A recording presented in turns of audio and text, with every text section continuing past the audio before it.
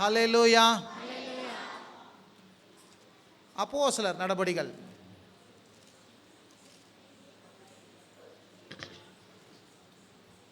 40 நாள் பிரேயருக்கு வந்த ஒவ்வொருவரும் ஆண்டவராகிய இயேசுவின் நாமத்தினாலே நான் சோத்திருக்கிறேன். நிச்சயமாகவே தேவன் நீங்கள் வேண்டிக் கொண்ட காரியத்தை எல்லாவற்றையும் கர்த்தர் என்ன பண்ணுவார், உங்களுக்கு தருவார். இங்கே வேண்டிக் கொண்டிருக்கிற எல்லா காரியத்துக்காகவும் நம்ம தொடர்ந்து ஸ்தோத்திரம் பண்ணி கொண்டிருக்கிறோம். நிச்சயமாக அவை உங்கள் வாழ்வில் நிறைவேறுதலை நீங்கள் பார்ப்பீங்க. ஆமேன். ஹல்லேலூயா.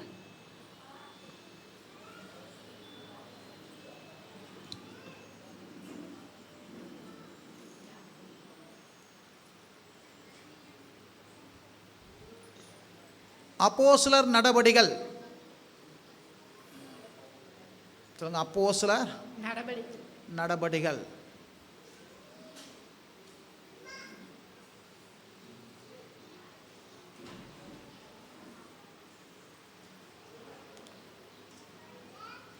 இஸ்ரவேலரே, நான் சொல்லும் வார்த்தைகளை கேளுங்கள். நீங்கள் அறிந்திருக்கிறபடி நசரேயனாகிய இயேசுவை கொண்டு தேவன் உங்களுக்குள்ளாக பலத்த செய்கைகளையும் அற்புதங்களையும் அடையாளங்களையும் நடப்பித்து அவைகளினாலே அவரை உங்களுக்கு வெளிப்படுத்தினார். கர்த்தருடைய பரிசுத்த நாமத்துக்கு ஸ்தோத்திரம். பேதுரு பார்த்தீங்கன்னா அந்த 2ஆம் அதிகாரத்தில் பெந்தேகோஸ்தே நாளுக்கு பிறகு பரிசுத்த ஆவியினாலே நிரம்பின பிறகு இவன் என்ன பண்ணுறான், எல்லாம் இந்த பரிசுத்த ஆவியினால் எல்லாம் நிரம்பி அந்நிய பாஷைகளை பேசுகிறாங்க. 120 பேரும் பேசுகிறாங்க. அவங்க எல்லாம் சுற்றி இருக்கிறவங்களாம் என்ன பண்ணுறாங்க, ஆச்சரியப்பட்டு பார்க்குறாங்க. இது என்னப்பா, இது என்ன, பற்பல தேசத்துலேருந்துலாம் வந்திருக்கிறாங்களே, இவர்களெல்லாம் தங்கள் சொந்த ஜென்ம பாஷையில் நம்ம பேசுகிறது நம்ம கேட்குறோமே, இப்படிலாம் நடக்குமா, இது என்ன அப்படின்னு சொல்லி, இல்லை ஒருவேளை இது பொழுது விடிஞ்சு இப்போ தானே ஆகிருக்குது, ஒருவேளை காலையில் போயிட்டு என்ன பண்ணிட்டாங்க, மதுவை குடிச்சிட்டு வந்துட்டாங்களா, இப்படி உளறின்னு இருக்கிறாங்களே அப்படின்னு சொல்லி இவங்க எல்லாம் சிந்திச்சு கொண்டு இருக்கும்போது, அப்போ பேதுரு எழுந்து என்ன பண்ணுறான், வசனத்தை சொல்கிறான், ஒரு பிரசங்கத்தை பண்ணுறான், அற்புதமான பிரசங்கம். அந்த பிரசங்கத்தை தான் நான் உங்களுக்கு என்ன பண்ண போகிறேன், அதை விளக்கு உரையாக உங்களுக்கு நான் இன்றைக்கி என்ன பண்ண போகிறேன், சொல்ல போகிறேன். அப்படி சொல்லின்னு அவங்க எல்லாம் பேசி கொண்டு இருக்கும்போது, அப்போ அவன் எழுந்து நின்று என்ன பண்ணுறான், அவன் சொல்கிறான், என்ன அது, இது எல்லாம் சாதாரணது அல்ல, இது யோவேல் தீர்க்கதரிசியின் மூலமாய் நடந்தேறுகிற ஒன்று அப்படின்றான். சொல்லுங்கள், யோவேல் தீர்க்கதரிசி சொல்கிறது பார்த்தீங்களா, அந்த நாளில் சொன்னாங்களே யோவேல் தீர்க்கதரிசியில் இதெல்லாம் நடக்கும்னு சொன்னாங்களே, அது இதுதான் அப்படின்னு சொல்கிறான். அது இதுதான்.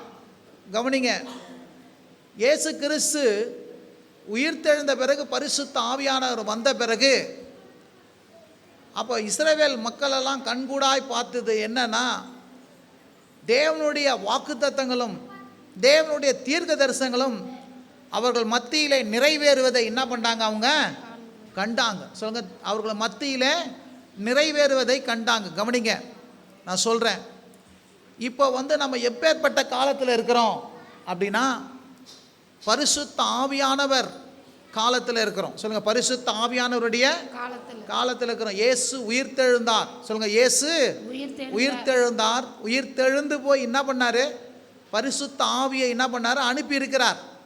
இது கடைசி காலமாக இருக்கிறது. மாம்சமான யாவர் மேலும் என் ஆவியை ஊற்றுவேன். உங்கள் மூப்பர்களும் உங்கள் வாலிபர்களும் சொப்பனங்களும் தரிசனங்களை என்ன பண்ணுவார்கள், காண்பார்கள் என்று சொல்லப்பட்டபடியே நாம் இப்பேற்பட்ட காலகட்டத்தில் இன்றைக்கு நாம் இருக்கிறோம். இருந்தால் ஒரு ஆமேன் சொல்லுங்க. ஆகவே தேவனுடைய வார்த்தைகள் எல்லாம் பரிசுத்த ஆவியினுடைய திருப்புண்ணியத்தினாலே இன்றைக்கு உங்களுடைய வாழ்விலும் என்னுடைய வாழ்விலும் நிறைவேறி கொண்டிருக்கிறது, நிறைவேற போகிறது, நிறைவேறி கொண்டே இருக்கும் வாக்குத்தத்தங்கள்லாம். எத்தனை பேர் விசுவாசிக்கிறீங்க? ஹல்லேலூயா. ஏன்? இயேசு உயிர்த்தெழுந்தார். அவர் உயிர் தெழுந்ததுக்கு அச்சாரமாக என்ன பண்ணாங்க? பரிசுத்த ஆவியானவர் இந்த பூமியில் நமக்கு அருளப்பட்டிருக்கிறபடியினாலே தேவனுடைய வாக்குத்தத்தங்கள் எல்லாம் நம்முடைய வாழ்க்கையில், தீர்க்க தரிசனங்கள் எல்லாம் நம்ம வாழ்க்கையில் என்ன பண்ண போகுது? நிறைவேற கொண்டிருக்கிறது. ஆமென். அப்போ 22 அப்போ தான் சொல்கிறான், 22 சொல்கிறான், இஸ்ரவேலரே, நான் சொல்லும் வார்த்தைகளை நீங்கள் கேளுங்கள். நசரனாகிய இயேசுவை தேவன் உங்களுக்குள்ள பலத்த செய்திகளும் அற்புதங்கள் நடப்பித்து அவைகளினாலே உங்களை வெளிப்படுத்தினார். கவனிங்க, இன்றைக்கும் கூட 2000 ஆண்டுகளுக்கு முன்பாக இயேசு வந்தபோது பலத்த செய்கையினாலும் அற்புதங்களினாலும் அடையாளங்களினாலும் இயேசுவை என்ன பண்ணார்? தேவன் வெளிப்படுத்தினது போல இன்றைக்கும் நான் சொல்கிறேன், நேற்றும் இன்றும் என்றும் மாறாதவராகிய இயேசு கிறிஸ்து இன்றைக்கும் என்ன பண்ணுறாரு? அடையாளங்களினாலும் அற்புதங்களினாலும் தம்முடைய கிரியைகளை என்ன பண்றார்? சபையிலே வெளிப்படுத்துகிறார். சொல்லுங்க, சபையிலே என்ன பண்றாரு? வெளிப்படுத்தி கொண்டே இருக்கிறார். உங்க வாழ்க்கையில அற்புதங்கள் நடக்க போகிறது. உங்கள் வாழ்க்கையில அதிசயங்கள் நடக்க போகிறது. பொருளாதாரத்துக்கு அடுத்த அற்புதங்கள், குடும்ப வாழ்வுக்கான அடுத்த அற்புதங்கள், வேலைகளுக்கான அற்புதங்கள், படிப்புக்கான அற்புதங்கள். ஆமேன். என்னென்ன எல்லா நன்மைக்கு ஏதுவான அற்புதங்களும் அடையாளங்களையும் கர்த்தர் என்ன பண்ண போறாரு? நம்ம நாமத்தினாலே நடத்தி என்ன பண்றாரு? தம்முடைய வார்த்தையையும் தம்மையும் என்ன பண்ண போறாரு? வெளிப்படுத்தி கொண்டே இருக்க போறாரு. எத்தனை பேர் விசுவாசிக்கிறீங்க? விசுவாசிக்கிறீங்களா? ஒரு ஆமேன் சொல்லுங்க. ஹல்லேலூயா. அவர் அற்புதங்களையும் அடையாளங்களினால என்ன பண்றாரு? தம்முடைய நாமத்தை வெளிப்படுத்தி கொண்டிருக்கிறார். இப்படி அற்புதங்களையும் அடையாளங்களை செய்து கொண்டிருந்த இயேசுவை 23வது வசனத்தை சொல்றாங்க, அப்படி இருந்தும் தேவன் நிர்ணயித்திருந்த ஆலோசனையின்படியும் அவருடைய முன்னறிவிப்பின்படியும் ஒப்பு கொடுக்கப்பட்ட அந்த இயேசுவை நீங்கள் பிடித்து அக்கிரமக்காரருடைய கையிலே சிலுவையிலே ஆணி அடைத்து கொலை செய்தீர்கள். இப்போ சொல்றான் இயேசு, அவர் பாருங்க, நீங்க சிலுவையிலே ஆணி அடைத்து என்ன பண்ணீங்க? கொலை செய்தீர்கள் அப்படின்னு சொல்கிறான். அந்த இஸ்ரவேல் மக்களையும் பார்த்து, அந்த யூத மக்களையும் பார்த்து, இந்த ரோம மக்களையும் பார்த்து என்ன பண்ணுறான்? சொல்கிறான், சிலுவையிலே ஆணி அடைத்து கொலை செய்தீர்கள். ஆனால் அது சொல்லும்போது அவன் சொல்கிறான், தேவன் நிர்ணயித்திருந்த ஆலோசனையின்படியும் அவருடைய முன்னறிவிப்பின்படியும். சொல்லுங்க, தேவனுடைய ஆலோசனை தான் அது. தேவனுடைய முன்னறிவிப்பின்படியே தான் தேவன் தான் என்ன பண்ணுறாரு? சிலுவையில் நம்முடைய பாவங்களுக்காக, அக்கிரமங்களுக்காக, பாவ பரிகாரத்துக்காக ரத்தம் சிந்த வேண்டும் என்று சொல்லி தேவன் தான் என்ன பண்ணுறாரு? தம்முடைய குமாரனை சிலுவையில் அடிக்கும்படி ஒப்பு கொடுக்கப்பட்டபடியினாலே தான் அவரை சிலுவையிலே ஆணி அடைத்து என்ன பண்ணுறாங்க?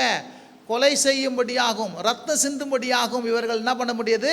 செஞ்ச முடியுது ஒழிய தேவன் ஒப்பு கொடுக்கவில்லை, தேவன் முன்னறிவிக்கல, தேவன் தீர்மானிக்கலைன்னா இதெல்லாம் ஒன்றுமே நடக்காது. ஆகவே பாருங்க, தேவன் நாம் பிறப்பதற்கு முன்பாகவே நாம் ரட்சிக்கப்பட வேண்டும், நம் பாவங்கள் மன்னிக்கப்பட வேண்டும், நாம் நித்திய ஜீவனை பெற வேண்டும், நாம் பரலோகத்துக்கு செல்ல வேண்டும் என்பதை தேவன் முன்னறிந்து அவர் என்ன பண்ணுறாரு? தமது குமாரனை 2000 ஆண்டுகளுக்கு முன்பாகவே அனுப்பி என்ன பண்ணுறாரு? நமக்காக சிலுவையிலே ஒப்பு கொடுத்தாரு. எல்லாம் கரங்களை தட்டி கர்த்தர் நாமத்தை மகிமைப்படுத்துங்க. இப்போ தேவன் அவருடைய மரண உபாதியின் கட்டை என்ன பண்ணாரு? அவிழ்த்து அவரை எழுப்பினார். அவரை மரணத்தினால் கட்டப்பட்டு இருக்கக்கூடாது இருந்தது. இந்த இடத்துல சொல்றார் 24வது வசனத்தில். தேவன் என்ன பண்ணாராங்க? கவனிங்க, தேவன் அவருடைய மரண உபாதையின் கட்டை என்ன பண்ணாரு? அவிழ்த்தார். ஹல்லேலூயா. மரண உபாதையின் கட்டை அவிழ்த்து அவரை எழுப்பினார். அவர் மரணத்தினால் கட்டப்பட்டு இருக்க கூடாது இருந்தது.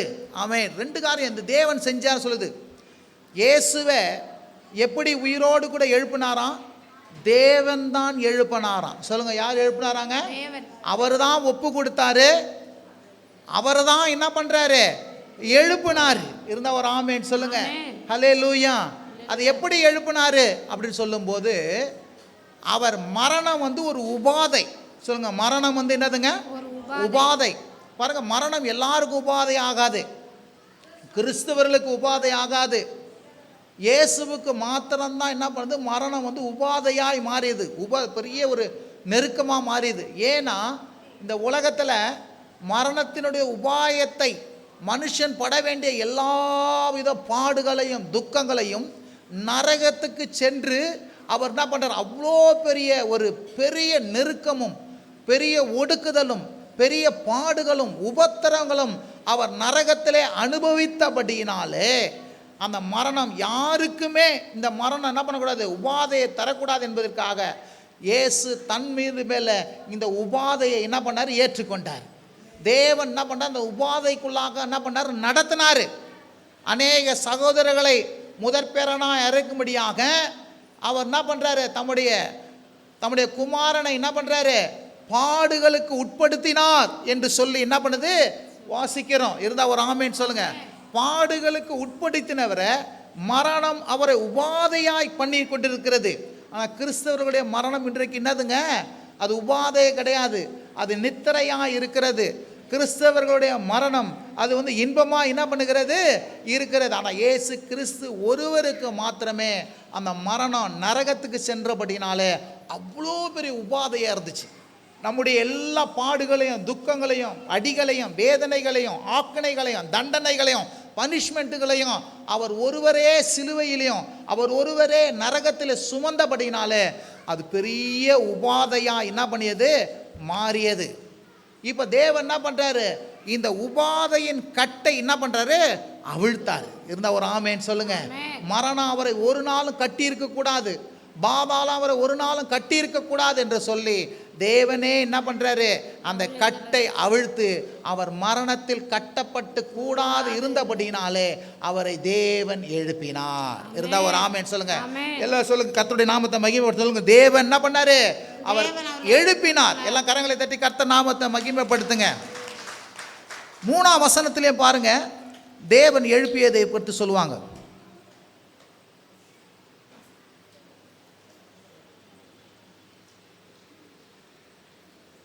3ஆம் அதிகாரம் 14ஆம் வசனம் படிங்க.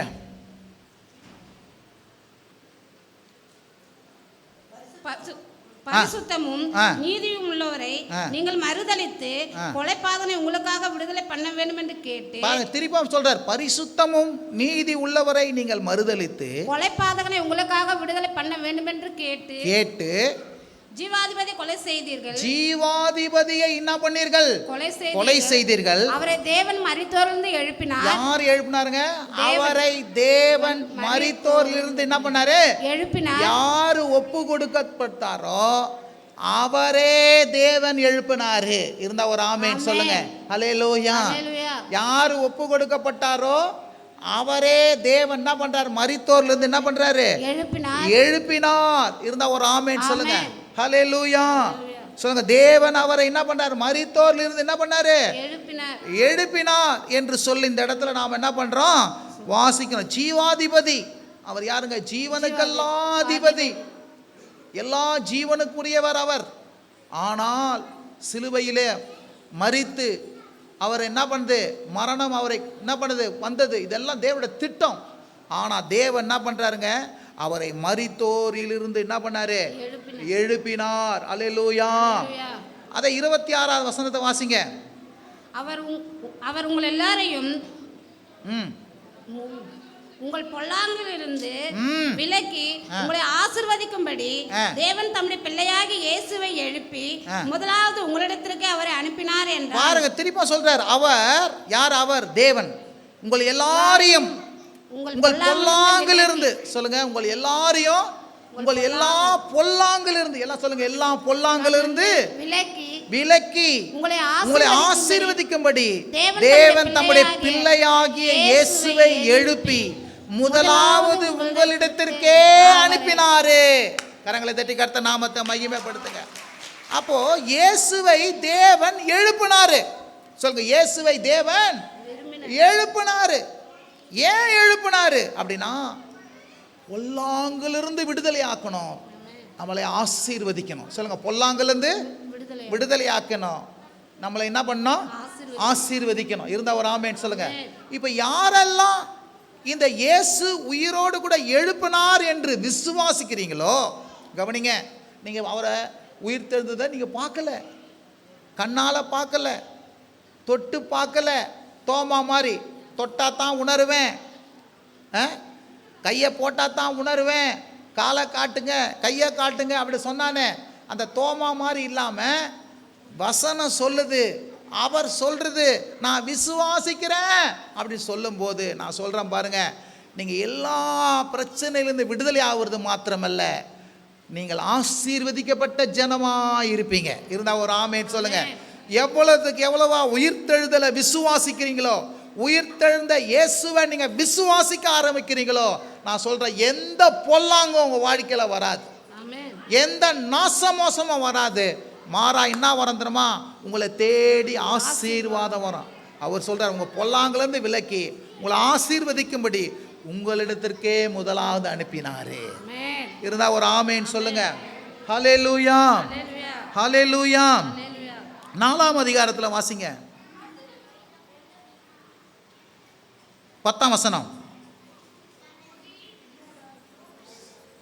4:10. உங்களால் சிலுவையில் அறையப்பட்டவரும், சொல்லுங்க, உங்களால் சிலுவையில் அறையப்பட்டவரும், தேவனால் மரித்தோரிலிருந்து எழுப்பப்பட்டவருமாய் இருக்கிற, தேவனால் மரித்தோரிலிருந்து எழுப்பப்பட்டவருமாய் இருக்கிற நசரேயனாகிய இயேசு கிறிஸ்துவின் நாமத்தினாலேயே, நசரேயனாகிய இயேசு கிறிஸ்துவின் நாமத்தினாலே இவன் உங்களுக்கு முன்பாக சொஸ்தமாய் நிற்கிறான் என்று, இவன் உங்களுக்கு முன்பாக சொஸ்தமாய் இருக்கிறான், உங்கள் எல்லாருக்கும் இஸ்ரவேல் ஜனங்கள் எல்லாருக்கும் தெரிந்திருக்க கடவது. ஹல்லேலூயா. கவனிங்க கவனிங்க கவனிங்க. சொல்ற, திரும்ப சொல்ற, உங்களால் சிலுவையில் அறையப்பட்டவர். இவர் ஒப்பு கொடுத்தது தான் வேலை. அவர் ஒப்பு கொடுத்த வேலையை யார் செஞ்சான்? ரோம போர் சேகரும் மதவாதிகளும் பொல்லாத சாத்தான என்ன பண்றான்? அந்த வேலையை செஞ்சிட்டாரு. ஆனா தேவன் என்ன பண்ணாரு? ஒப்பு கொடுத்தவர் அவர் என்ன பண்றாரு?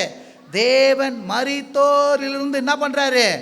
எழுப்பப்பட்டவருமாய் இருக்கிற. சொல்லுங்க, மரித்தோரிலிருந்து எழுப்பப்பட்டவருமாய் இருக்கிற. இருந்தா ஒரு ஆமேன்னு சொல்லுங்க. தேவன் என்ன பண்ற? மரித்தோர்லேருந்து எழுப்பிட்டார். எத்தனை பேர் விளங்குதுங்க?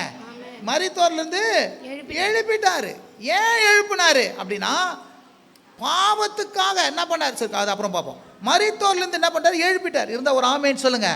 மரித்தோர்லேருந்து எழுப்பப்பட்டபடினாலே இந்த இயேசு கிறிஸ்துவின் நாமம் உயிர் உள்ளதா இருக்கிறது. இருந்தா ஒரு ஆமேன் சொல்லுங்க. இயேசு அந்த நாட்களுக்கு பிறகு என் நாமத்தினாலே கேளுங்கள், பிதா உங்களுக்கு என்ன பண்ணுவாரு? யோவான்ல சொன்னாரா சொல்லி, அந்த என் நாமத்தினாலே கேளுங்க. இப்ப இயேசு எப்ப உயிர் தெழுந்துட்டாரோ, அவருடைய நாமங்குது பார், இயேசு என்ற நாமம், அந்த நாமமும் உயிர் பெற்று விட்டது. அந்த நாமமும் என்ன பண்ணுது? வல்லமை பெற்றது. அந்த நாமத்தில் என்ன பண்ணுது? ஒரு பெரிய சுகமும் ஆரோக்கியமும் இருக்கிறது. இருந்தா ஒரு ஆமேன் சொல்லுங்க. யாரெல்லாம் நான் சொல்றேன் கவனிங்க, லிசன். யாரெல்லாம் இயேசுவின் உயிர்த்தெழுதலை விசுவாசிக்கிறீங்களோ, அவங்களுக்கு இயேசுவின் நாமம், அந்த நாமத்தை சொல்ல சொல்ல ரட்சிப்பு உண்டாகும். அதான் சொல்ல, அந்த நாமத்தை தொழுது கொள்கிற யாவருக்கும் ரட்சிப்பு, அந்த நாமத்தை வாயில அறிக்கை பண்ணுகிற யாவருக்கும் ரட்சிப்பு உண்டாகும். எத்தனை பேருக்கு விளங்குது நான் சொல்றது? ஏன் யார் தெரியுமா சொல்ல முடியும்? இயேசுவின் நாமம், இயேசுவின் நாமம். யார் ஒருத்தர் இயேசுவை செத்தவராக பார்க்காம எப்போ இயேசுவை உயிர் உள்ளவராக பார்க்குறாங்களோ, அவங்களுக்கு இந்த இயேசுவின் நாமமே உயிர் உள்ளதாக இருக்கும், வல்லமை உள்ளதாய் மாறும். எத்தனை பேருக்கு விளங்குதுங்க நான் சொல்றது? ஹல்லேலூயா. இப்போ அந்த நாமம் என்ன பண்ணோம்? சுகத்தை தரும். எல்லாம் கரங்களை தட்டி கத்த நாமத்தை மகிமைப்படுத்துங்க.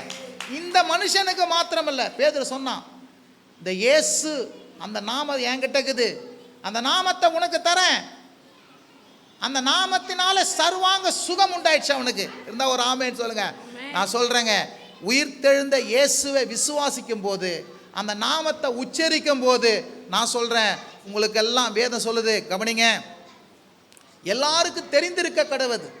இஸ்ரவேல் ஜனங்களுக்கெல்லாம் தெரிந்திருக்க கடவுது. என்ன தெரிந்திருக்க கடவுது? அந்த நாமம் சுகம் தருகிற நாமம். சொல்லுங்க, அந்த நாமம் என்னதுங்க? சுகம் தருகிற நாமம். அதனால தான் இயேசு சொன்னாரு, என் நாமத்தினால போய் பிசாசுகளை துரத்துங்க, என் நாமத்தினால என்ன பண்ணுங்க, போய் வியாதியஸ்தர்களை கவனிங்களேன் சுகமாக்குங்கன்னு சொன்னாரு. நான் சொல்றேங்க, யார் யாரெல்லாம் உயிர்த்தெழுதலை விசுவாசிக்கிறாங்களோ, சொல்லுங்க, உயிர்த்தெழுதலை இயேசு உயிர்த்தெழுந்த பிறகு தான் அந்த வார்த்தையை சொல்றார். மத்தேயு 28 அதிகாரத்தில் என்ன பண்றாருங்க? உயிர்த்தெழுந்துட்டார். உயிர்த்தெழுந்த பிறகு தான் என்ன பண்றாரு? என் நாமத்தினாலே போய் இதெல்லாம் செய்யுங்கன்றார். இருந்தா ஒரு ஆமேன் சொல்லுங்க. ஹல்லேலூயா. கவனிங்களேன், இன்னைக்கு பாருங்க, அநேகர் இயேசுவை சிலுவையில் அறையப்பட்டவராக பார்க்குறாங்க. இன்னும் தொங்கின்னு தான் இருக்கிறார். நிறைய சர்ச்சில் என்ன பண்ணுறாருங்க, சிலுவையில் தொங்கி நிற்கிறார். சில இடத்துல சிலுவையிலேருந்து தொங்கினவரை கொண்டு போய் எங்கே வச்சுட்டாங்க, ஒரு பொட்டியில் வச்சுட்டாங்க. அங்கே ஒரு எக்மோரில் ஒன்று போட்டோன்னா சிலுவையில் இருக்கிறவர் என்ன பண்ணுவார், பொட்டியிலே இருப்பார். நான் சொல்கிறேன், அவர் அறையப்பட்டார், எல்லாம் முடிஞ்சுது, அவர் உயிர் தெழுந்தார். சொல்லுங்கள், அவர் என்ன பண்ணுறாருங்க, உயிர் தெழுந்த. எத்தனை பேருக்கு விளங்குதுங்க? எப்போ கிறிஸ்தவ மார்க்கம் உயிர் தெழுந்தார விசுவாசிக்குதோ அவங்க தான் இயேசுவின் நாமத்தினால அற்புதங்களையும் அடையாளங்களையும் என்ன பண்ண முடியும், காண முடியும். கதவை கொஞ்சம் மூடுங்கம்மா. அற்புதங்கள் அடையாளம் நடக்கணுமா உங்கள் வாழ்க்கையில்? நான் சொல்கிறேன், உயிர் தெழுந்தார் அந்த இயேசுவின் நாமத்தை நீ உச்சரித்து பாரு, உச்சரித்து பாரு. அதான் சொல்ல, உங்கள் எல்லாருக்கும் தெரிந்திருக்க கடவுது. சொல்லுங்க, உங்கள் எல்லாருக்கும் தெரிந்திருக்க கடவுது. இருந்தால் ஒரு ஆமேன்னு சொல்லுங்க. ஹல்லேலூயா. இயேசுவினுடைய உயிர்த்தெழுதலை யாரெல்லாம் விசுவாசிக்கிறாங்களோ நான் சொல்கிறேன், அவங்களுக்கு எல்லாருக்கும் சுகம் உண்டாகும். பக்கத்தில் சொல்லுங்க, சுகம் உண்டாகும். சொல்லுங்க, நான் சொல்லுங்க, இயேசுவின் நாமத்தினால சொல்லுங்க, இயேசுவின் எல்லாம் சொல்லுங்க, இயேசு தலைக்கு இப்போ சுகமாக போகுது பாருங்க. ஒரு ப்ராக்டிஸ் டெஸ்ட் பண்ணுறீங்களா, சுகமாக பாருங்க. ஆமாம், ஒரு ப்ராசஸ் ஆகும், ஒரு உடனே ஆகும், இன்னும் நாளைக்கு ஆகும். கை வச்சுங்க.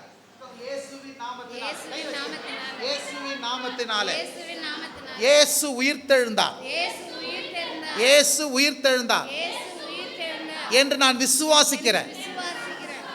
இப்பொழுதும் எல்லாம் கை தலை, இப்பொழுதும் இயேசுவின் நாமத்தினால உச்சந்தலை முதல் உள்ளங்கால் வரை சரீரத்தில் காணப்படுகிற வியாதிக்கான காரணங்கள்லாம் இயேசுவின் நாமத்தினால சுகம் உண்டாவதாக. சத்தமா சொல்லுங்க, சுகம் உண்டாவதாக, சுகம் உண்டாவதாக, சுகம் உண்டாவதாக. ஆமென். ஹல்லேலூயா. சுகம் உங்களுடையது, பலன் உங்களுடையது. பிள்ளைகள் அப்பம் நிச்சயமா பாருங்க, சோதிச்சு பாருங்க. இன்னும் 2 நாளில் பாருங்க, என்ன பிரச்சனை இருக்குதோ அது மறைஞ்சிருப்பதை பார்ப்பீங்க. ஏன்னா இயேசு உயிர்த்தெழுந்தார். இயேசு அந்த நாமம் இன்றைக்கும் உங்களுக்கு சுகம் தருகிற நாமமாய் இருக்கிறது. விளங்குறவங்களா ஒரு ஆமேன் சொல்லுங்க. ஹல்லேலூயா, ஹல்லேலூயா, ஆமேன். வாசிங்க.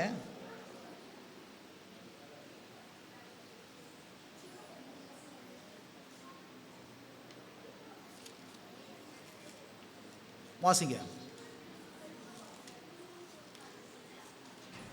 ரோமர்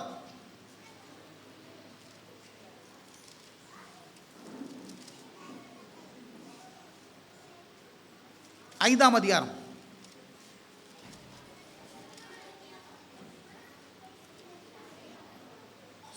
ரோமர்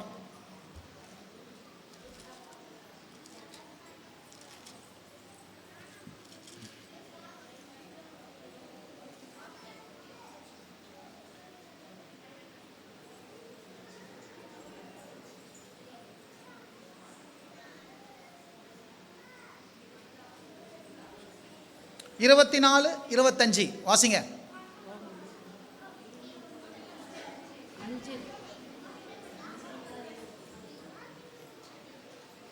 24, 25 ரோமர் 4, 24, 25 வாசிங்க.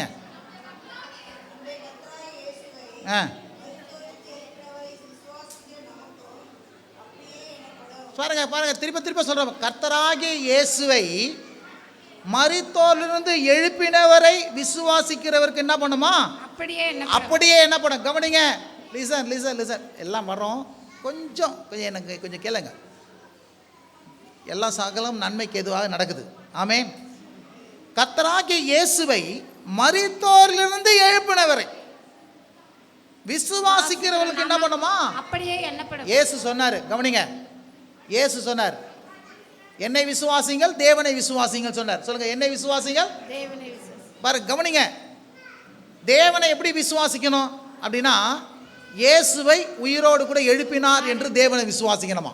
சொல்லுங்க, இயேசுவை உயிரோடு கூட எழுப்பினார் என்று விசுவாசிக்கணும். இருந்தா ஒரு ஆமென் சொல்லுங்க.